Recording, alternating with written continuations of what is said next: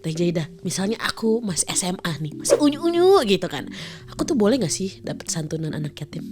Nah ini merupakan pertanyaan banyak orang ya. Jadi kalau misalnya di fikih, kalau ini berbagai mazhab beda pendapat.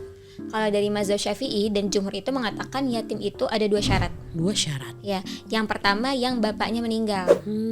Kenapa? Karena si bapak ini kan punya tanggung jawab nafkah. Ketika nafkah jatuh gitu ya, maka dia disebut yatim. Yatim itu artinya sendirian. Jadi tidak ada yang menafkahi lagi. Kemudian yang kedua adalah batasannya sampai balik.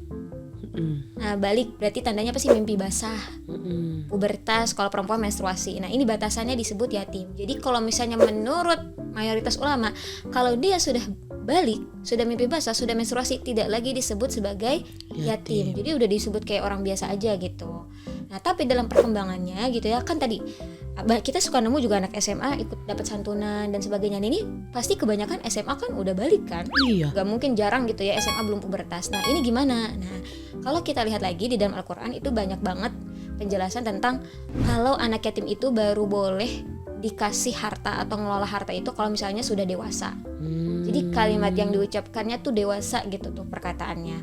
Atau bahkan sudah matang, wa batalul yatama hatta idza balagun nikah, sampai mereka tuh sudah cukup untuk menikah, cukup matang pemikirannya gitu. Jadi sebenarnya kalau menurut pendapat Abu Hanifah, nah kita pakai mazhab ini nih, Abu Hanifah mengatakan bahwasanya yatim itu bisa dikatakan sampai 25 tahun.